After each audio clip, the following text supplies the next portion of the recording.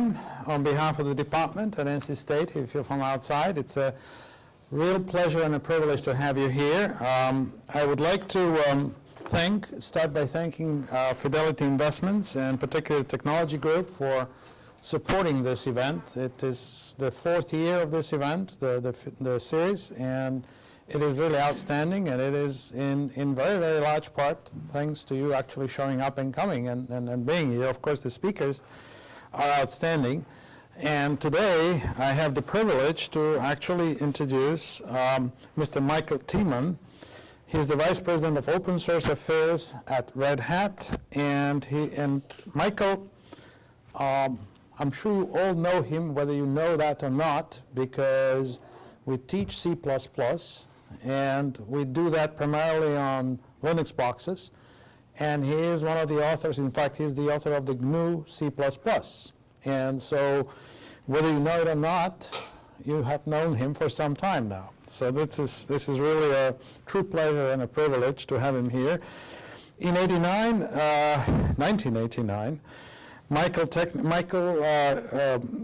essentially understood the open source model and created Cygnus Solutions, which was one of the first companies to actually make money out of open source. And if you don't know what the model is like, it's a very interesting model, and maybe Michael will mention that today as he talks about it.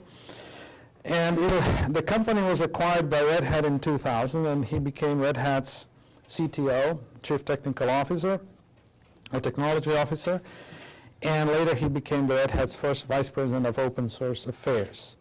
He serves on a number of boards, including Open Source Initiative, and supports organizations that further the goals of software and programmer freedom, including Free Software Foundation and the Electronic Frontier Foundation. He is a visiting scholar at the School of Information and Library Sciences at UNC Chapel Hill and was the founding member of the Board of Advisors for the Center for Environmental Farming Systems. And in addition, Michael has remained active in the Creative Commons community as both a sponsor of projects and promoter of the cause. Michael has graduated from the Moore School at the University of Pennsylvania with a BS in CSE, and later he did research in Riyadh, that's in France, and at Stanford University. So please help me welcome Michael.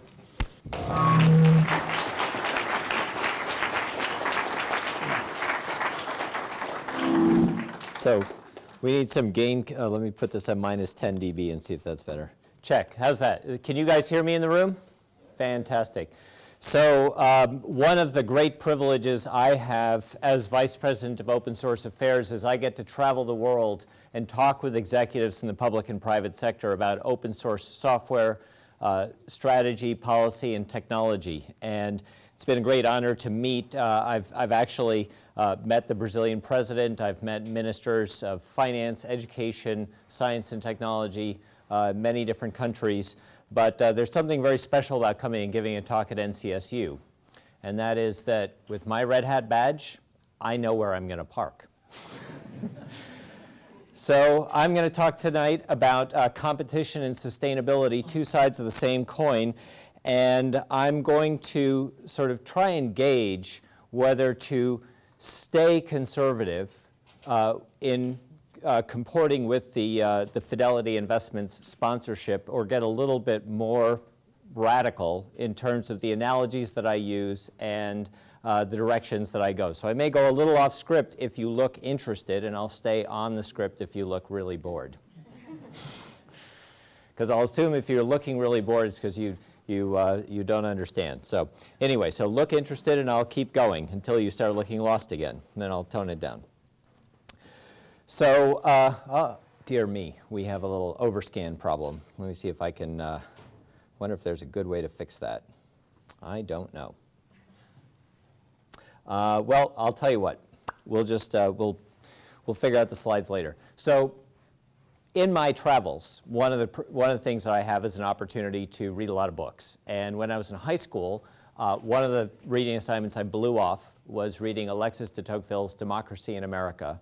And I always felt guilty about that. And I really felt guilty about that when I was on some long trip to Asia. And I thought, well, I'll just pick up a copy and read it. And I really delighted in it. Over the course of American history, it has been sort of, the moral equivalent of the top Oprah book pick of the month, for various generations, and at other times it's been relatively unknown. But I really felt the need to reconnect with the concept of democracy in America when I was afraid that we might be losing it. So anyway, I came across this wonderful quote that talks about the origin of innovation in America. De Tocqueville wrote this in 1835, and what he observed was that when a private individual mediates an undertaking in America, however directly connected it may be with the welfare of society, he never thinks of asking permission of the state, but instead he publishes his plans, offers to execute it himself, struggles against all obstacles, and is undoubtedly less successful than the state would have been had the state undertaken it. However, the sum of all these private undertakings far exceed what the state could possibly do. And the reason I found that such a wonderful line is because that basically encapsulates what my own entrepreneurial experience was. I came across open source software in school in 1985. Richard Stallman had just published GNU Emacs, and I was hungry to look at what real source code looked like, having written my fair share of pseudocode. And it was really exciting to me to see not 100 lines or 1,000 lines of source code, but 10,000 lines of source code, 100,000 lines of source code. And I was really amazed at the poetry of the code, the functionality of the code, the opportunities that it presented in terms of modifying the code.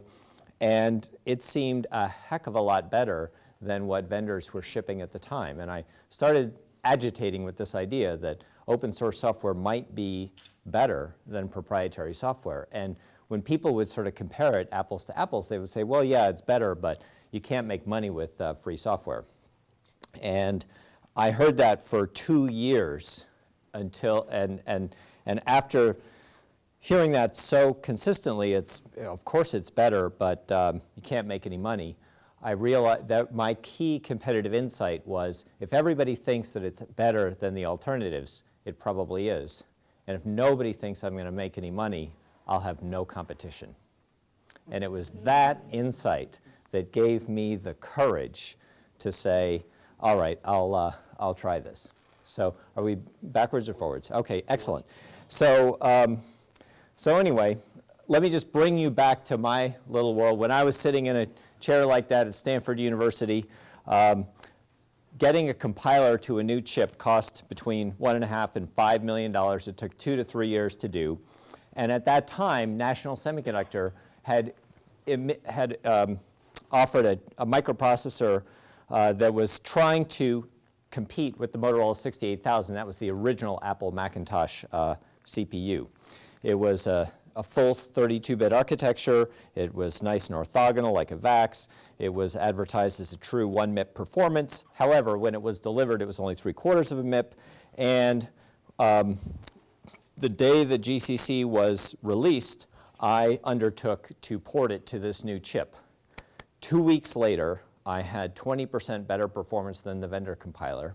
And 2 weeks after that, I had 40% better performance. And here's something remarkable. If you do the math, 40% better than 0.75 is a true 1 MIP processor.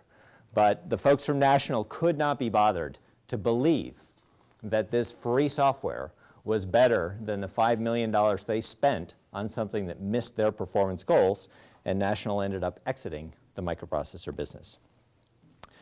At that time, Los Alamos was busy buying workstations from Sun Microsystems. They made a single purchase of $100 million to go build a virtual atomic bomb.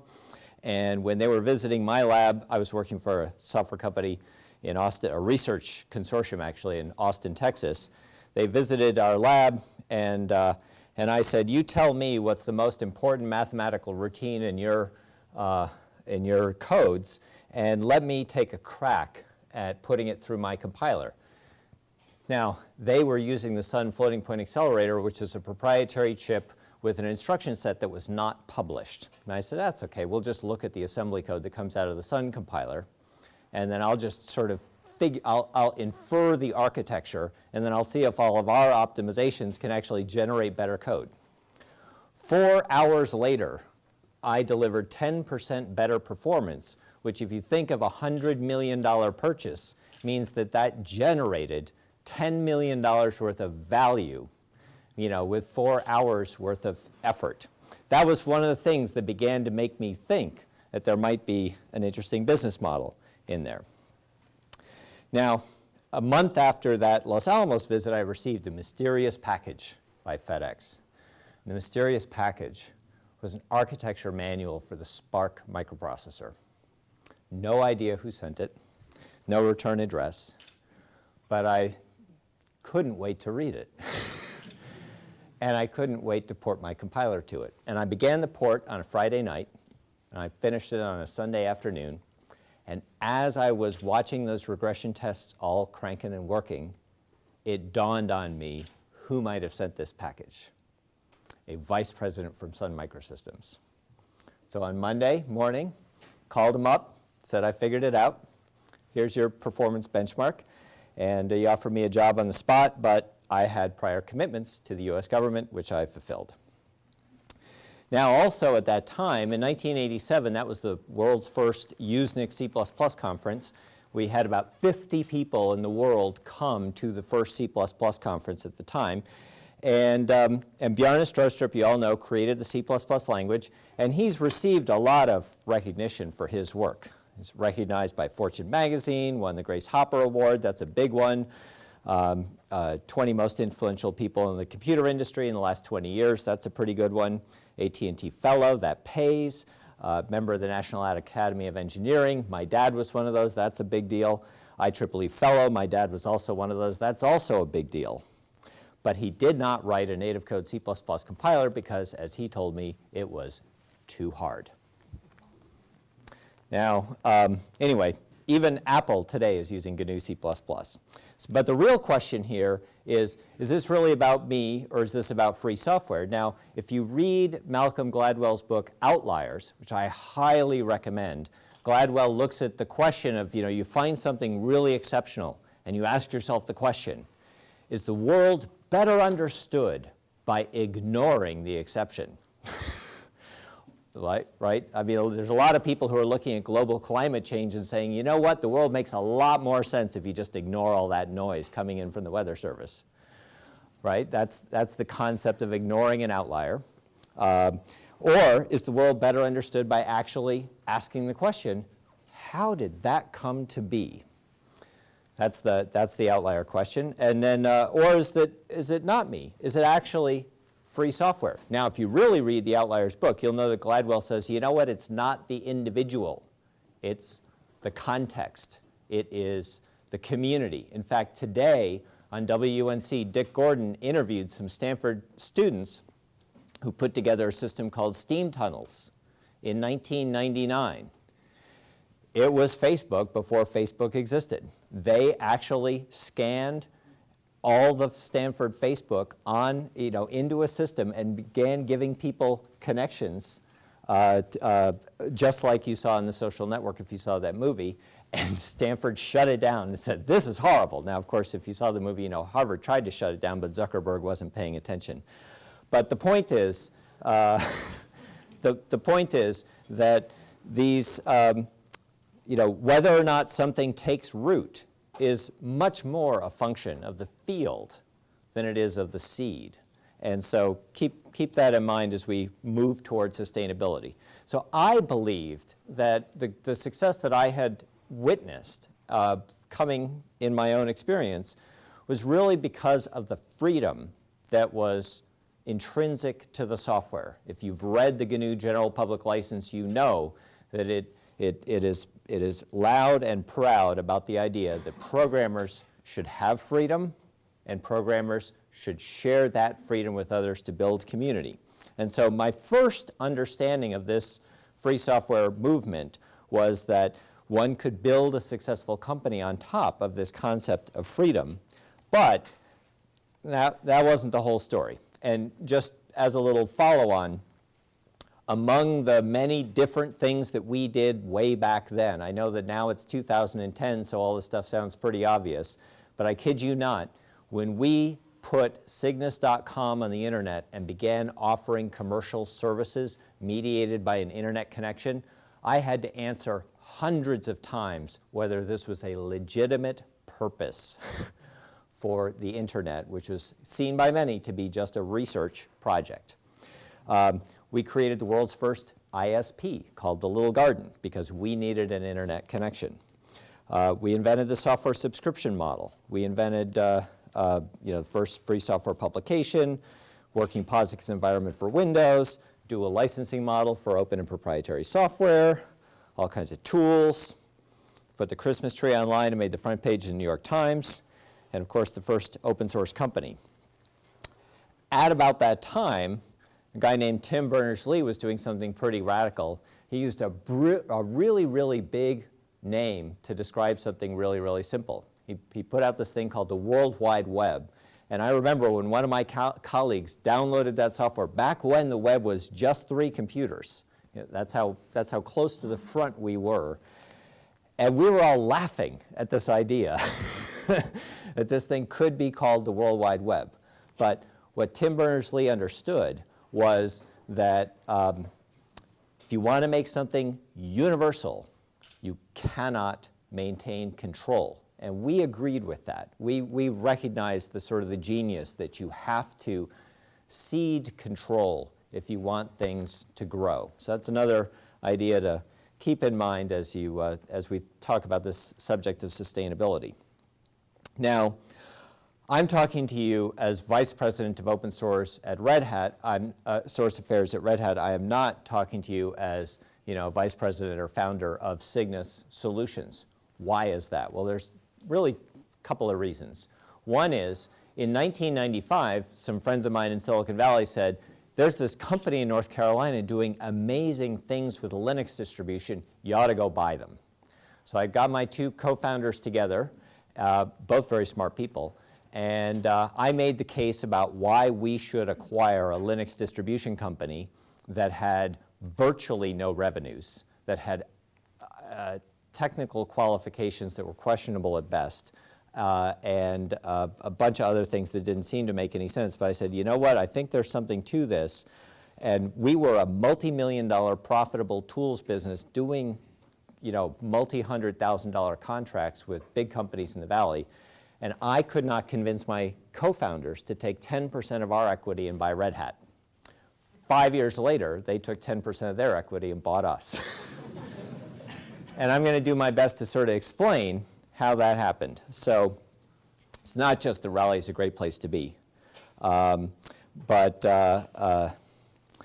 This is a little chart. We will be finishing our latest fiscal year at the end of this month. And when we report those earnings, we'll see some other curve on the graph. But in the meantime, this is the latest annual data that we have published. And one thing that you could ask, you could look at these numbers from 2006 to 2010, and you could ask the very obvious question, what recession?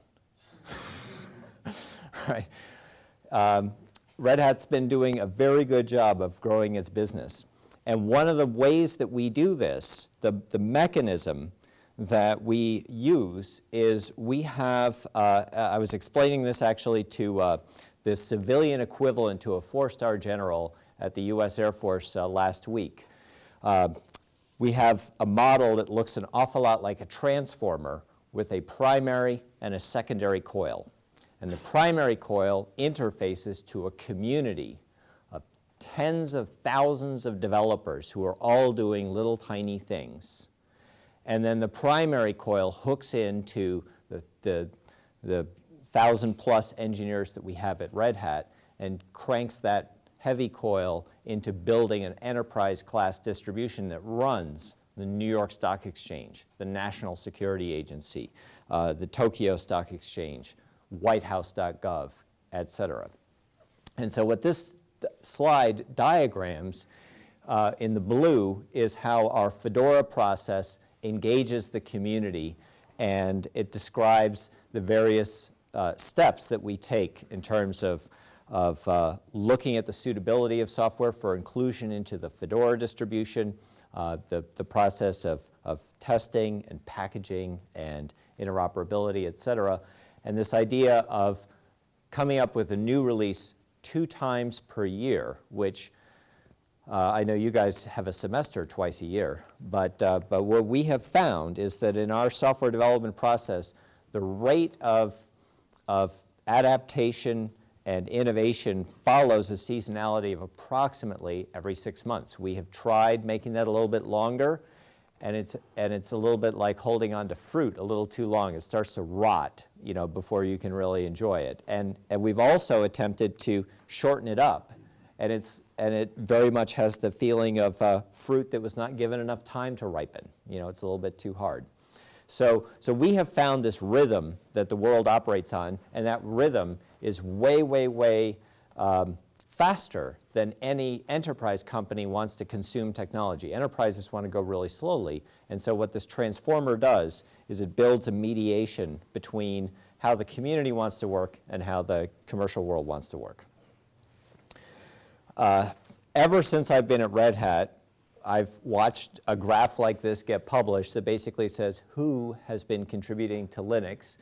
And here we see a number that's been consistent for about 10 years, which is none of the above is the largest contributor to, to the Linux kernel.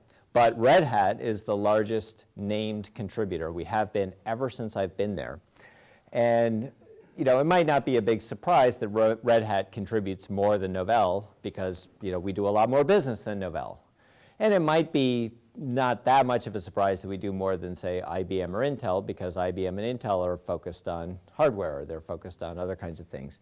It's pretty amazing to me, though, to find Google, down here with basically, they just missed the cutoff of being part of none of the above. And they've been there for actually 5 years.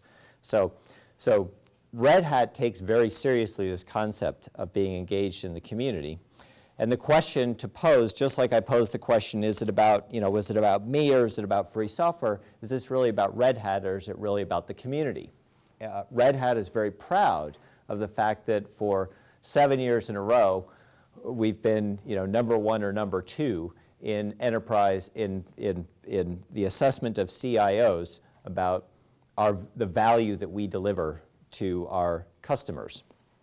And I believe that it's not just about community, but it's also about a liberal distribution that we do. It's about that engagement with the community that really, really matters. I came across this book in 2005, and I wish I had taken its investment advice. The Only Sustainable Edge was written by John Hagel, who's a McKinsey consultant, and John Seeley Brown, who's the former director of Xerox PARC and CTO of Xerox. And they said a bunch of things that were very insightful. Number 1, they said that the business community has it wrong, completely wrong, when they think the world can best be described as a zero-sum game. Now, that was something which I actually recognized in the 1980s. We don't, on a human scale, we don't live in a zero-sum world. There is a positive energy flux of, I think the number is 20 petawatts per year of solar energy that washes across the earth every year, right? That's free energy, some of which is converted into food, some of which is converted into heat, some of which is converted into other, good things. But that represents a charge which we are free to do something with. Now, they argue that, that the world is better described as a positive-sum game, and they make a lot of really, really good arguments. And they say that one of the reasons that the world has such a wrong concept of whether it's zero-sum or not is because politics is a zero-sum game. You can't be president without knocking somebody else out. But the business community is not like that. One person can be a retailer, and another person can be a manufacturer, and another person can be in services.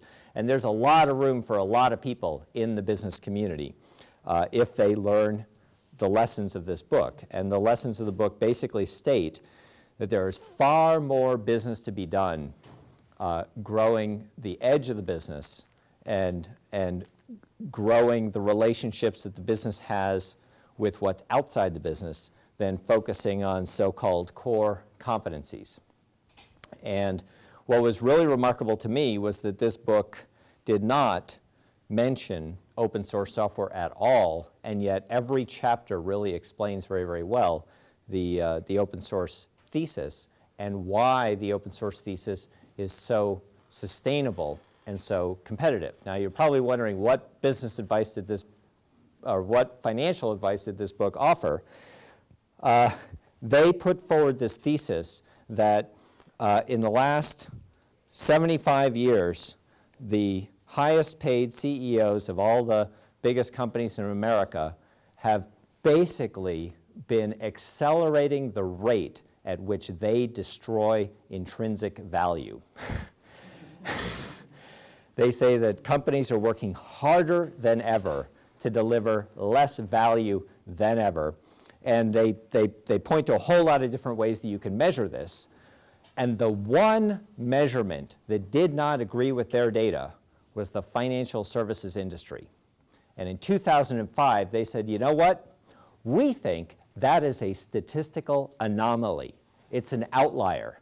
And we are so confident of our hypothesis that we would prefer to imagine that the financial services community is actually lying about their data than that we should accommodate what they're telling us into the model. Had I known that, I could have made a lot of money on a big short. So what about this sustainable edge? In 2002, Eric von Hippel, who has made his career on user-driven innovation, published an article in the Harvard Business Review about how Jack Welch became chairman and CEO of General Electric. He obviously wasn't born into that role. He was actually my dad's boss at GE in Schenectady as head of R&D for some period of time. But he was, GE has this farm system where if you do a good enough job in one position, they'll just keep moving you up until you fail. And so they took him out of research and development and they made him manager of GE Plastics. So GE Plastics used to function what you see to your left, to my right, which is that they had a whole bunch of smart people in advanced development designing and building polymers that basically defined the universe of what could a GE plastic be. Then they had a team of people who would design products, a team of people who would figure out how to operationalize those designs, and then they'd take those plastics to customers and say, what do you think? And the customer might say, oh, that's very interesting. Can you make it bulletproof? So it would go back up to design, and they'd figure out how to do that. And it would come down, they'd figure out how to build it, and then they'd show off this new product. And they'd go, wow, can you make it clear? And they'd go back up to design, and then they'd figure it out and go down to build. And they'd say, look.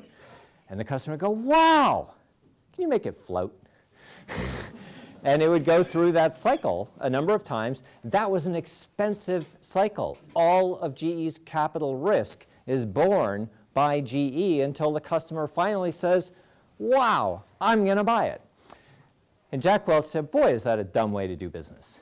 How about instead we maintain our capability of development, but what if we gave the customer the tools they needed to be able to do design? And what if they could build a virtual prototype with this toolkit and test the suitability of this virtual design themselves, and if they decide they want to do something different, they can change the design parameters. And a whole bunch of amazing things happened as a result of this, because first of all, the language of the customer's needs and the language of the customer's goals don't always translate into the language of the vendor and the supplier. So all of a sudden now, the customer has a closed loop between their, what they're seeing and what they're wanting, and they learn by doing. They begin to learn for themselves what it is they're actually looking for and when something is good enough. And what basically happened in the blink of an eye at GE Plastics was that they became more profitable, they became more agile. Think about this. If you are if you're a business line manager, there's a finite book of products that you can manage. You all know about the 80-20 rule, and you try and focus all your efforts on the stuff that really makes you money. Well, if GE tries to figure out what's the most important subset of what their most important customers want, you have a whole lot of customers who have a whole lot of dissatisfaction. Over in the customer-driven innovation world, it is the customers themselves who manage that portfolio and decide what they care about and see that it's well served. And so, even if you've got a crazy great product portfolio manager working at GE who can handle 10,000 products, boy, if you've got 10,000 customers, that's a pretty thin design book as far as they're concerned. But in the customer-driven innovation model, you can basically scale it to any proportion. And so the result is that GE dramatically increased their total available market. They dramatically accelerated revenues, profitability, customer satisfaction, you name it. And people were so impressed that they said they gave Jack Welch the keys to the business. But this is not a new story. This graph, a graduate student put together, and what they measured was the reported efficiency of Cornish steam engines. So I'm going to walk way over here. Back in 1775, James Watt applied for a patent on the steam engine. Now, in 1775, there was no patent office. The way you got a patent was an act of parliament. You've probably heard the expression, that would take an act of parliament. That took an act of parliament. Now, he convinced parliament that giving him the monopoly permission to produce steam engines for the whole kingdom, that his diligence and his investment and his returns would guarantee the best possible outcome for society. So they gave him a patent, they gave him 25 years of exclusivity, and James Watt took a steam engine from 6% efficiency up to about 20% efficiency. As the expiration date of that patent approached, he went back to Parliament and he said, I need a new patent. And they said, do tell. He had become very rich, become very famous, very successful. And James Watt said, if I don't get an extension on this patent, the Industrial Revolution as we know it will cease to exist. Now, back then, the lawmakers were maybe not quite so beholden to special interests, and they said, que sera, sera. They let the patent expire in 1800, and a whole bunch of people began entering the steam engine R&D business, and they started publishing results, and you can see that the Industrial Revolution that James Watt knew did in fact change dramatically as steam engines became substantially more efficient, but not just more efficient. James Watt used to manage his steam engines the way that IBM actually didn't sell, mainframes. James Watt would lease steam engines to only a few select businesses that he deemed reasonable. So he lent them to steel and coal mining industries, but not a whole lot else. This second industrial revolution, and if you don't believe me, you can read about it on Wikipedia. The second industrial revolution was all about adapting motive power to all kinds of different activities: agriculture, manufacturing, textiles, small-scale factories, etc. And I know you guys are probably dying to know. You can't really quite read this graph, but this is 1800, 1820, 1840. I can't even read it. But anyway, this steepest part of the curve right here, that's when Alexis de Tocqueville was publishing The Origin of Innovation in America in 1835. Alexis de Tocqueville was observing this meteoric rise of capability in America. And in fact, the second industrial revolution did not belong to Britain. It belonged to America because we were sufficiently disorganized to do a lot of different things. Now, the reason that we saw that peak in 1845 is because no longer only a mining tool. Remember, these steam engines used to blow up all the time. When they were used in mines, they would kill miners. When they were later used in factories, they would kill factory workers. in the 1840s, they began building locomotives. When those steam engines blew up, they would kill customers. And the business community treated that third case very differently than the way they treated those first two cases. And as a result, this single dimension of quality, namely efficiency, does not properly report later improvements on serviceability, reliability, maintainability, mobility, terms which you often hear enterprise software vendors talking about all the time, but it also applies to steam power. Now, I told you that it's not just about community, I'm learning. It's also about the way that you engage with that community and this concept of liberal distribution. And a professor at Berkeley, at UC Berkeley, came up with the following insight, which is that the conventional and legal concept of property is the right to exclude. When you own property, you can stop other people from accessing it, you can stop other people from using it. That's really what the right of property is. And yet, in the world of open source, the rights that we exercise are the rights to modify, and more importantly, the rights to distribute. And it's that right of distribution, as different from the right of ownership, that I think makes all the difference. And believe it or not, I'm not the only one. After Red Hat turned us down, us being Cygnus, I read this in Fortune magazine and I slapped my head and I said, this was the business case for buying Red Hat. In 1995, Andy Grove explained, Gordon Moore explained the following about Intel. The whole point of integrated circuits is to absorb the functions of what were previously discrete electronic components, integrate them into a single new chip, and then give them back for free. That's liberal distribution, by the way. Or at least a lot less money than what they cost as individual parts. Thus, semiconductor technology eats everything, and people who oppose it get trampled. This idea that when certain costs can be dropped to zero, and thereby one can create an infinite distribution, this takes us to a place in the economic textbooks where the text has not yet been written. There's if NC State wants to become a real leader in the teaching of economics, I would argue that a rigorous and complete explanation of what happens when cost goes to zero, as it does in so many dimensions in the information society, those are often treated as anomalies in a world of physical property, but in semiconductor technology, in software technology, we see free every day. So how then does this relate to sustainability?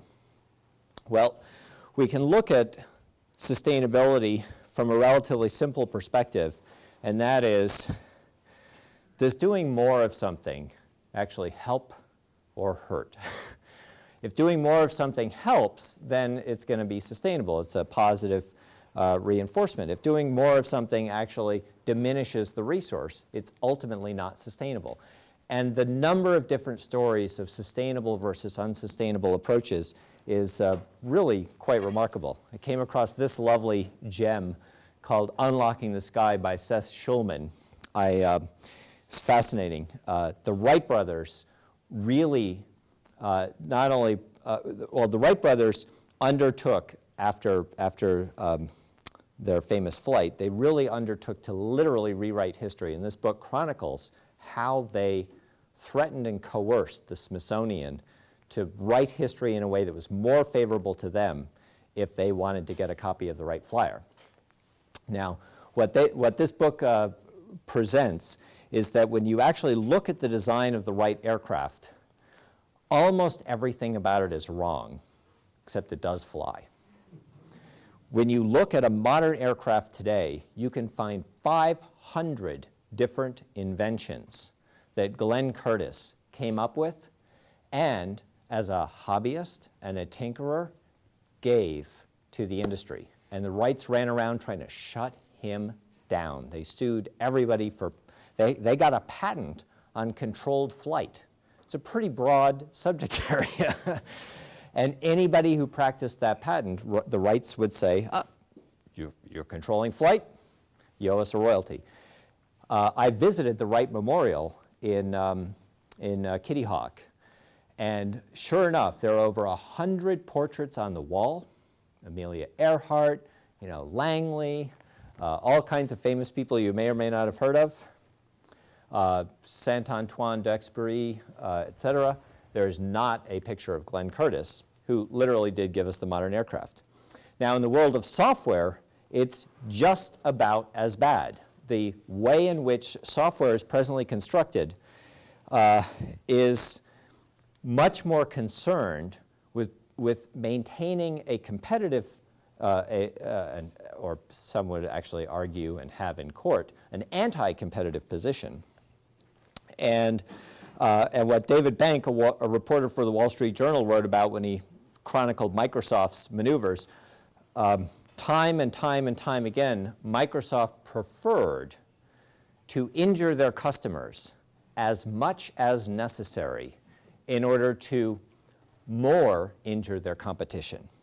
And the consequence of this bad behavior has been mounting costs and losses, one of which is has been, so far, no Moore's law for software. In fact, there's a new quote on Wikipedia attributed to Nicholas Wirth, which is that software is getting slower faster than hardware is getting faster. And that's really remarkable because Moore's law promises an exponential increase in semiconductor technology price performance every 18 to 24 months. Disk law promises that same doubling every 12 to 18 months. Fiber law promises network bandwidth to be doubling every 9 to 12 months. And how that triple exponential equation, can't keep up with the software is just absolutely crazy. And in fact, it's so crazy that when we look at the cost to the industry, it's just absolutely staggering. So I agree with Einstein on this one fact, which is we can't solve problems by using the same kind of thinking we used when we created them. And we have created quite some problems in software. We spend $1.3 trillion a year on enterprise software IT. 18% of our projects are abandoned before they go into production. 55% are late, lacking key functionality, or broken. $500 billion a year is wasted, is written off due to bad software. And people don't just spend money on IT just for fun, it's to deliver value. And that, generally speaking, people expect to get $6 to $8 of return on investment for every dollar they spend on IT. So if you're blowing away $500 billion a year in IT investments, you're losing $3.5 trillion in value. And in this day and age, every $1 trillion counts, right? So 3.5, that's 3.5 big ones. It is a growing consensus that the proprietary software model is not sustainable and that open source is a new approach that can address this problem. Now, to really look at how to reform an industry, I went back to Deming, who basically formulated a recipe for success for manufacturing. Now, he did not succeed in getting any Americans to listen to him the first time around. In fact, he was so unsuccessful in getting people to pay attention to him that he ultimately accepted an appointment by General Douglas MacArthur to go take his ideas to Japan. Now imagine it's 1950, right, which was a long time ago. Japan was not that easy to get to. But in any event, he took his ideas to Japan. He reports in his autobiography that the only reason that the Japanese did not tell him no, which every American did, was because they were too polite. So they adopted his principles, they adopted his philosophy, and his promise to them was that if you follow this way, you will create a world-class manufacturing capability within 5 years. And to his surprise, not only did they follow him, but they actually did it in 4. Now, the American mainstream press did not pick up on this in the 50s. nor the 60s. They only began even thinking about it in the 70s. And by the 1980s, as many of you may know, American industry was wildly uncompetitive with the quality that was coming out of Japan. This concept, for example, of improving a product and service constantly and forever, to me, that is a real signal of sustainability. If you can imagine how something can be better constantly and forever, you are talking about an equation of sustainability. If, on the other hand, you think that it's good enough and then you stop, now, first of all, that's not a very sustainable position. And second of all, pity the customer who has to accept that your definition of good enough is good enough. So let me get into this. So here is a graph from a paper published by Jim Herbsleb, Roy Fielding, and Andrew Marcus. It was Paper of the Year by the ACM Software Engineering Group in 2000. And it was most influential paper of the decade in 2010. They did a retrospective, and this was the most referenced software engineering paper.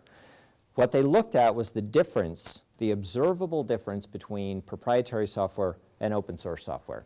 And what this graph shows is if you were to collect all the lines, you look at a software project, look at how many lines of code are changed, how many lines of code are added, how many lines of code are deleted, add all that up. The person who does the most of everything, we call that person developer number one. I was developer number one on the GNU C++ compiler way back when. And I did about 20% of everything, even when there were lots of people working on that compiler.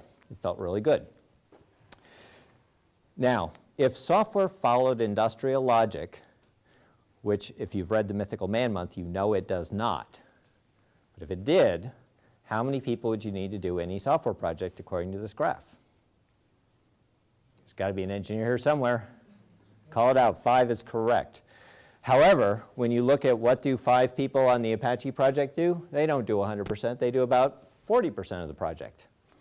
And in fact, in the case of Apache, they don't reach that 100% goal until 388 people have done something.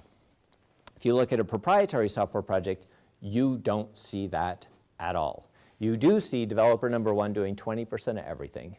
You do see the first 5 developers doing about 40%. You do see 10 to 15 people doing about 80 to 90%.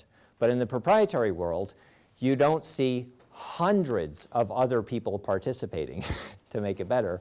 You see another handful, the JV, who are waiting for the for developer number one to get married, or developer number 5 to have kids, or something like that. So, but the big difference is, think about things from the position of developer number 388. That's who I have become. I'm no longer a superstar hacker checking in lots of changes of code. I make a change once or twice a year. And having the freedom to make that one change that matters to me times the hundreds or thousands of participants leads to a kind of quality and innovation that is simply not present in the world of proprietary software. And I'll show you why that matters. It's quality. So typical proprietary software has 20 to 30 defects per 1,000 source lines of code. When I meet with executives at the Pentagon, I tell them that this is a little bit like a good news, bad news story. The good news is you have a battalion of 1,000 soldiers. The bad news is 20 to 30 are insurgents. Okay? That ratio is actually worse than the asymmetric warfare ratio that we're fighting right now. Okay? That's baseline average proprietary software. Now, if you happen to have 5.7 million lines of this average quality code, you would expect hiding in that code was somewhere between 114 and 171,000 defects. Now, the Linux kernel in 2004 was 5.7 million lines of code, but it did not have more than 100,000 defects. In fact, it had fewer than 1,000. One of the really big differences between more than 100,000 and fewer than 1,000 is that more than 100,000 is hopeless to fix. You might have heard of Vista, which had a few bugs. Once there's a certain number of bugs, and Fred Brooks wrote about this in the Mythical Man Month, once you go past a certain critical region, you're better off throwing it away.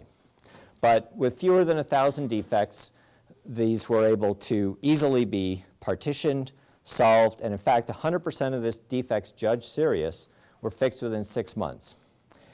The next year, although the Linux kernel complexity increased, code defect density decreased, which means that we are in no danger of running even close to that do not exceed line that the proprietary software industry has largely crossed.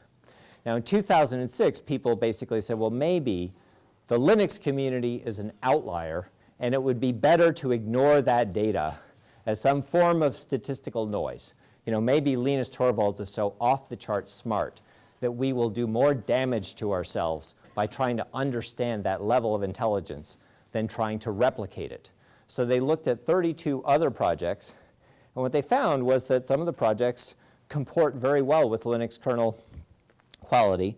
Some of them were not quite as good, but on average, 0.434 defects per 1,000 lines of code is 40 to 60 times better than your average proprietary software. If you look at the LAMP stack, Linux, Apache, MySQL, and PHP, the worst performer of those 4 components was PHP, less than half a defect per 1,000 lines of code. The Department of Homeland Security took some interest in this, and they ran a survey across 250 open source projects comprising 55 million lines of code, and they found that the average defect density was down to 0.33. And PHP was one of 11 projects to have 0 automatically detectable defects. So imagine, you get this report in 2006 that says you have less than half a defect per 1,000 lines of code. If you take the good enough approach, you say, hey boss, we're 40 times better than the industry. Let's go home. If you take that, improve the product and service constantly and forever, you fix them all.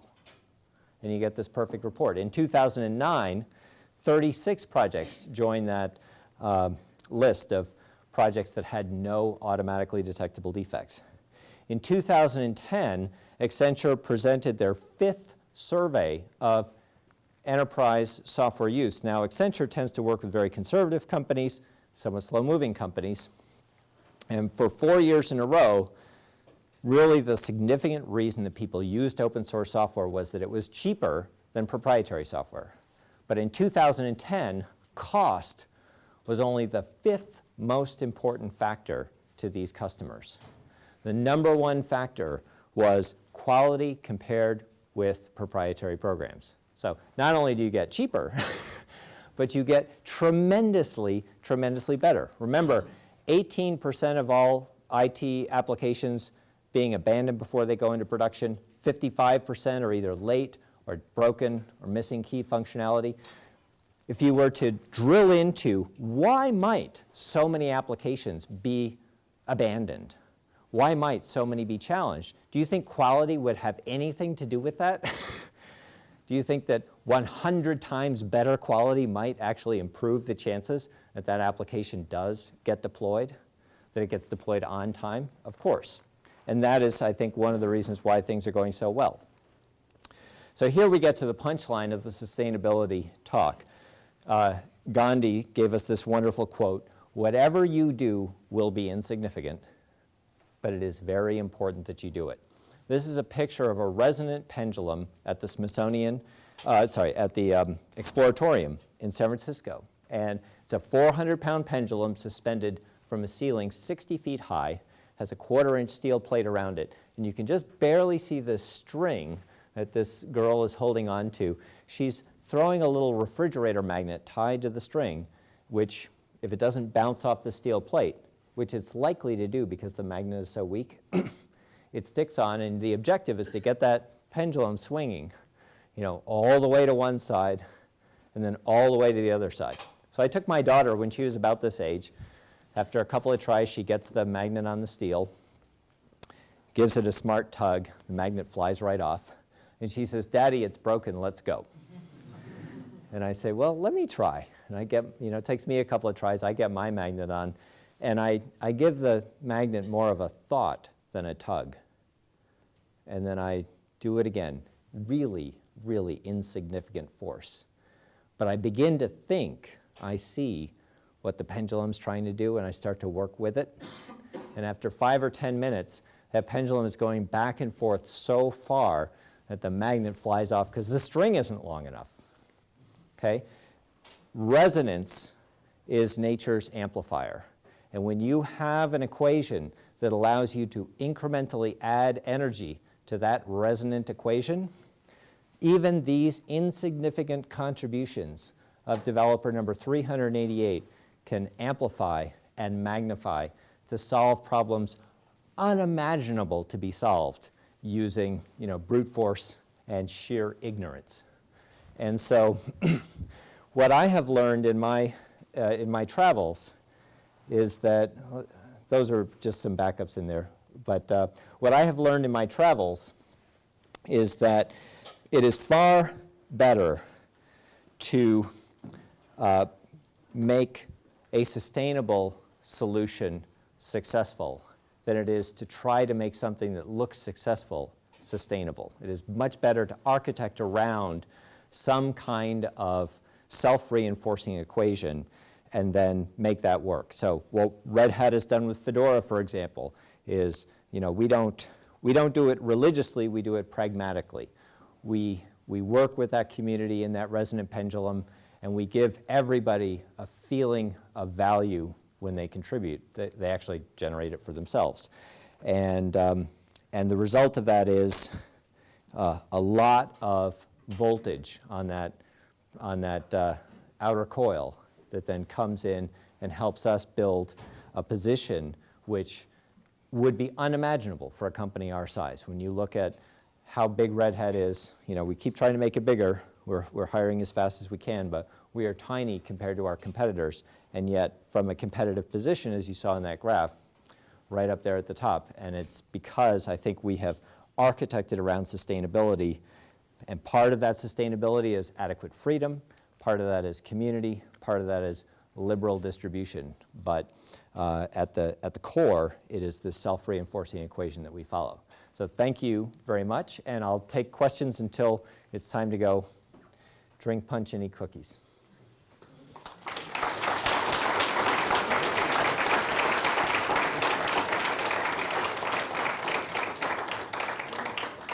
Anyone want to throw out a question or two? Yes, sir. I would imagine that one of the common objections there to doing open source, like if you're starting from a model that's largely proprietary, is that, well, we can't be altruistic with our software. We've got to make money somewhere. So, this thing is great. We can't just give it away. So how do you encourage open source from a mindset like that? That's a great question. So I'll repeat it for the camera. So basically, if you have started with the proprietary way, it must be awfully difficult to transition to open source because there's a presumption of value in that which is being restricted. And there's also this question of how do you go and make money? And answering the money equation was definitely my co-founder's big mistake when we looked at Red Hat. We failed to comprehend the larger market, the larger potential that Red Hat represented. Had I understood the value of being able to really broadly engage the whole world, compiler tools is a very, very limited market compared to a universal operating system. And so, one way of, so even though we were steeped in the open source mindset at Cygnus, what we just simply could not perceive is how does the world change when you engage it, 3 orders of magnitude differently. And so there are a lot of companies who cannot make that kind of leap, but now is the time for people to do great things. And I would basically say that if it's too hard to see how you make money, maybe you need to set a larger goal. And if you set a goal that is sufficiently large. My signature has a little tagline. It says, "Dream so big you can share."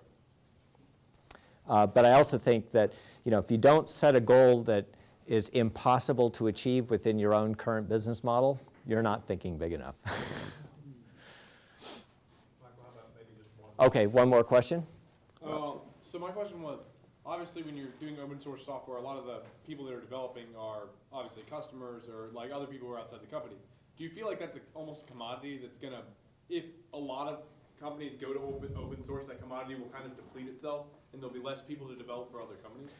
Yeah, so the question basically is it really sustainable? If You know? everybody does it, would it be sustainable? And I believe that we have a whole lot of problems to go solve. Just in terms of a super short-term goal, if we could go from a $3.5 trillion value deficit to maybe just a $1 trillion value deficit, we're doing okay. I mean, we don't even know what would happen if software delivered a net positive impact to society. Right? We just know what life is like when it's sucking 3.5 trillion out.